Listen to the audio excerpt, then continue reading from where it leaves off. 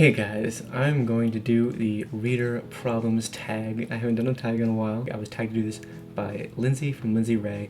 And yeah, let's just get into it. This actually seems like it'll be a good one. First question, you have 20,000 books on your TBR. How in the world do you decide what to read next? Well, what I would do in that situation is not read any of them and build myself a house in the woods out of the books, because I no longer have any money because I spent them all on books.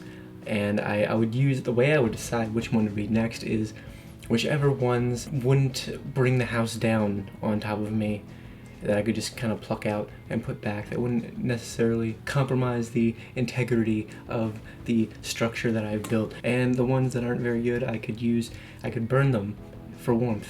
I'm like really trying to visualize how big of a house 20,000 books would build. I'm probably overestimating, like it's probably a lot smaller than what I'm thinking. I honestly have no idea, but I think it's the best I could do in that situation. I've already made a very bad decision, several very bad decisions, most likely involving Amazon late at night, and I feel like building a house out of books and taking books out of the house's structure is probably the next step in those bad decisions. So, question 2, you're halfway through a book and you're just not loving it. Are you committed, or do you move on to something else? And usually, this kind of goes back to the thing I've been saying recently, that I don't usually pick up books unless I really think I'm going to be into them. And so I hardly ever dislike a book while I'm reading it. I mean, sometimes I'll feel like, oh, I'm not into this right now, but I'll definitely read it later. I'll pick up something else now and put this down for now. Most of the time, I don't even do that, though. I just kind of stick through it and keep reading. Maybe that's bad for my reading health, because it kind of, sometimes it takes me forever to read something, and it just, I don't know, it's sometimes can be bad, sometimes not. But I think in this coming year, in 2015, I'm going to try to branch out a tiny bit more in my reading, to take in more variety of things. So I think it's possible that I won't like things as much, and maybe we'll have to put stuff down. I honestly, I feel really bad putting a book down if I haven't finished it. Like, I feel like I haven't, it just makes me feel weird. I need to accomplish reading this book even if I hate it, unless I really hate it, in which case I don't really care and I'll just put it down. And that's a problem, I think. I think I'm gonna have to work on that. Question 3, the end of the year is coming and you're very close, but you just haven't gotten to your Goodreads reading challenge goal yet. Do you push on and try to catch up? And that doesn't really apply to me. This is the first year I've ever gave myself a Goodreads reading challenge, and I wasn't that serious about it. I kind of knew I would hit it. I set it for 60 books and I've already surpassed that. Not by much, honestly, but I feel like I'm actually gonna set my reading goal for next year to 100, because now I'm listening to audiobooks, so I have all this time where I wasn't reading before, like driving and being at work and stuff. I can listen to books now while I do those things, so I'll be reading more, like physical books, and I'll be listening to books, so I can think, at least I'm pretty sure I can get to 100. If I wasn't close to that, I'd probably, actually, I'm thinking about it, if I didn't actually hit 100 and I was like in December of next year and I was like 10 books away, I would definitely try really hard to at least hit my goal, because I would feel pretty lame for not reaching it, but I don't see that being a problem. Question 4, the covers of a series you love do not match. How do you cope? I shouldn't care about this. I do care about this. Everybody cares about it. I mean, you have to care. I mean, look at it. I mean, it's so frustrating when they don't match, and I shouldn't care. I think this is the reason that I want to get Brandon Sanderson's Stormlight Archive series in both the UK covers and the US covers at some point. I'm gonna get the US covers, I think, for both the first books, and then get a third book and all the other books as soon as they come out in the US, and then also get the UK version, because the UK version is going to take forever to get to me, especially if they don't release a paperback right away, because I like having paperbacks of those. And so I'll get the hardcover US ones and the softcover UK ones, because I need them to match. I don't want to mismatch. I already have the first two in UK. I want all of the UK ones and I want all of the US ones. And also, I was looking for the Malazan Book of the Fallen series because I want to read it next year, the whole thing. I want to read the whole series next year. I have the first book to that series already, and it's probably one of the most ridiculous covers. It's like one of those typical Tor fantasy covers. Let me just show it to you real quick. Alright, so look at this. It's like the perfect, typical Tor fantasy cover, classic fantasy cover. I like it a lot. For some reason, I like the covers of this series a lot in these editions. So I was on Amazon. It's so hard to find these editions. I bought them all, so I went ahead and bought them all in these hardbacks, used.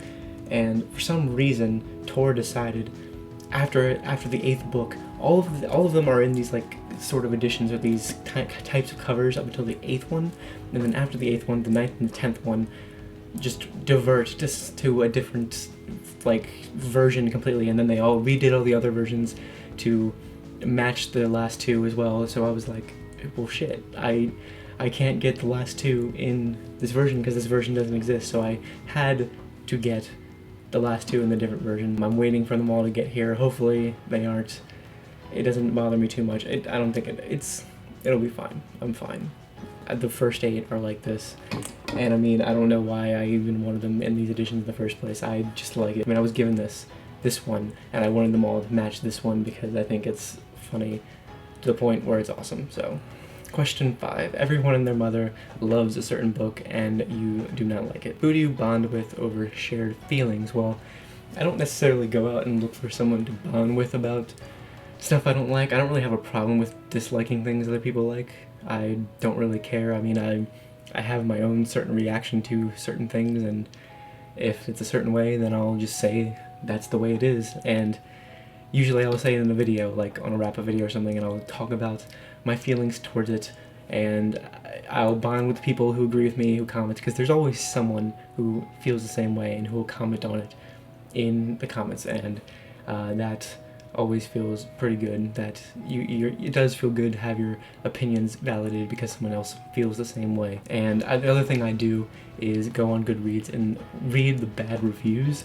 Like, I'll read like the 1-star and 2-star reviews of a book I didn't necessarily like, and I'll just be like, okay, I get what they mean by everything they're saying, totally, and I feel good because I feel the same way.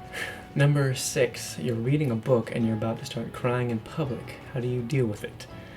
I mean, I cry when I read books sometimes, for sure. I'm a very sentimental and emotional person. I cry at movies, and I cry when I read books. I cry when I listen to music sometimes. I feel a connection to certain things sometimes, and it gives me that emotional response. But I don't think I've ever done it in public before because I don't really read in public much. I'm not really in public much. Like, I don't do things much. Okay, I listen to books on audiobook now while I'm driving to work and while I'm at work, and that's not really public. I'm kind of in my car, but I don't think I've cried during an audiobook at all so far. Because I don't really listen to any sad ones, but I've never really read much in public. I bring a book with me all the time. Usually, it's a bit difficult sometimes, but I usually try to bring a book with me to places, and if I'm feeling something emotional, I'm sure I just let it out and not really care what everybody else is doing, because most likely no one's paying attention to me anyway. Question 7. A sequel to a book you really loved is about to come out, but you don't remember everything. Do you read the first book prior to reading the second one, or do you like read summaries or whatever? I think that's the question, is something like that. I usually don't. If a book comes out, I'll usually read it right away, and I usually remember. I usually remember what happens. If I don't remember, then I usually can pick it up pretty fast. If I don't remember necessarily, I'll read the end of that book, like just the end. I'll look at the last few pages and like remember what happened, or look at a summary on Wikipedia or something. I'll look at something to jog my memory, and then I'll read the next book as soon as it comes out, or as soon as I get my hands on it or whatever. Question number 8. You do not want anyone borrowing your books. How do you politely tell people no when they ask? I don't have this problem because I don't really care. I lent out to my friend at the beginning of last year? No, this year. The end of last year. The end of 2013, yes, I lent out The Book Thief to my friend, and I still have not gotten it back. I don't really care that much about that one, though, because it was a movie poster cover, and I don't really like it that much, but I gave that to him, and he never gave it back, so I don't really care that much. If it was a book I really cared about, then I would care. I guess it depends on the person, if I think they can handle borrowing my books. The only other people that borrow my books sometimes is really just my mom, and she doesn't really do it that often because we don't really have the same reading taste most of the time, so I really don't have this problem. I really don't have a lot of friends that read in real life, so yeah. Question number 9, reading ADD. You've picked up and put down 5 books in the last month. How do you get over a reading slump? I've never really had this problem. I've never picked up that many books and put them down and felt like I needed to do that at all. So I don't really have an answer to that part of the question. Like, how do you get over a reading slump? I usually just really think hard. I really just like, what am I even saying? Basically, I'll just take a break from reading for a tiny bit, just to energize myself into reading, like not to bog myself down with something that I don't want to be reading. And then my taste usually takes care of itself. Like, I'll think of something that I'll be like, oh, I really want to read this book right now, and I'll just pick it up and start reading it, and not really have that problem anymore. So, question number 10, there are so many books coming out that you really want to read. How many do you actually buy? And it depends a lot on a lot of different things. I've been buying a lot of books this year. As you guys have seen, I have found a lot of books this year that I really want to read. I have a list of books right now that I want to buy. I bought myself a few of them. I asked for a few of them for Christmas, and I'm planning on getting them sometime next year. But I try to really think about, do I really want to read this, or I just want it because it's a pretty cover? Do I just want it because everybody's talking about it, or am I really interested in it? And if I'm really interested in something, then I'll go out and read it. And I think this next coming year, I'm going to try to maybe use the library a little bit more, use Overdrive a little bit more, and stuff like that. Question 11, after you've bought all the books you wanted to buy, how long do they sit on your shelf before you actually read them? And this also depends on a lot of different things, like how interested I am in reading them at that certain moment. Like, I will pick up a book and think, I really want to read this at some point, but I'm not sure when. But there's a lot of books on my shelf right now that I haven't read. There are more books on my shelf right now that I haven't read than there's ever been in my entire life. So it's not overwhelming necessarily, but there are a lot of things there that I need to read, and I've still bought more, and I'm still might get more for Christmas, and it's just gonna add up and add up. I'm gonna try really hard not to buy anything else for a while until I really cut down on how much I've read. So I guess it really depends on what I'm feeling in the moment. Like, if I buy a book and it's like I'm really excited for it, I'll read it right away. I'll read it right then as soon as I buy it.